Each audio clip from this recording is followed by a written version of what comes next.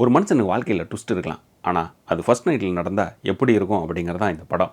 தூம் தாம் நெட்ஃப்ளிக்ஸில் தமிழ் டப்பிங்கோட வந்திருக்கு. இந்த படம் ஒரு ஆக்ஷன் காமெடியோடு இருக்கக்கூடிய ஒரு ஜென்ரலாக பார்க்கலாம். போர் அடிச்சுன்னா இந்த படத்தை நீங்கள் பார்க்கலாம். காமெடி ஃபுல்லாக இருக்கும், அடல்ட் கண்டென்ட்டு இருக்குது, செக்ஷுவல் டைலாக்ஸ் எல்லாம் நிறையவே இருக்குது இந்த படத்தில், நாய் மொத கொண்டு. இந்த படத்தை ஃபேமிலியோடு உட்காந்து பார்க்கணும் விருப்பப்பட்டால் அது ஒரு டாட் ஒன்று கொடுத்துட்டு நீங்கள் 18+ உட்காந்து ஜாலியாக இந்த படத்தை சிரித்து பார்க்கலாம். ஸோ இந்த படத்தினுடைய கதை, முதல் இரவு அன்னைக்கு சார்லி எங்கே அப்படின்னு ஒரு கேள்வியோடு எழுது. Husband and wife first night ரூம்லேருந்து ஓடுறாங்க. படத்தினுடைய எண்டுக்கே ஓடுறாங்க.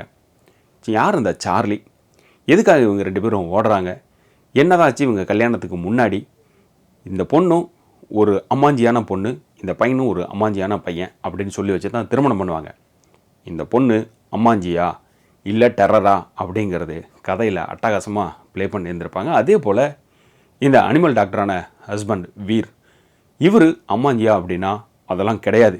இவர் ஒரு டான்ஸ் ஒன்று இருக்குது, சிறப்பாக ஒன்று பண்ணியிருந்திருப்பார் ஒரு கிளப்பில். அது ஏன் அவர் பண்ணார் அப்படிங்கிற ஒரு ட்விஸ்ட்டும் இருக்குது படத்தில். யார் அந்த சார்லி, அவருக்கும் இவங்க 2 பேருக்கும் என்ன சம்மந்தம் இருக்குது அப்படிங்கிறது தான் இன்ட்ரெஸ்டிங்காக, விறுவிறுப்பாக, ஜாலியாக, ஆக்ஷனாக, காமெடியாக பண்ணியிருக்காங்க இந்த படத்தை. ஸோ இந்த படத்தினுடைய இன்ட்ரெஸ்டிங்கான விஷயமே வந்து ரென் லோலா ரென் அப்படின்னு சொல்கிற மாதிரி ஓடிக்கிட்டே இருப்பாங்க. அங்கங்கே விமனை பற்றியான அந்த பிரேக்கப் பாயிண்ட் எல்லாத்தையும் வந்து உடச்சிக்கிட்டே இருப்பாங்க. 6 மணி ஆனால் வீட்டுக்குள்ளே பொண்ணு வந்துடுவா, வெளியில் எங்கேயும் போக மாட்டா.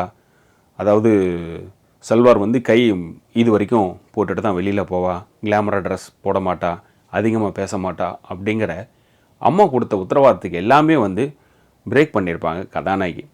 அது ஏன் அப்படின்னு ஒரு எக்ஸ்ப்ளனேஷன் ஒன்று கொடுத்துருப்பாங்க.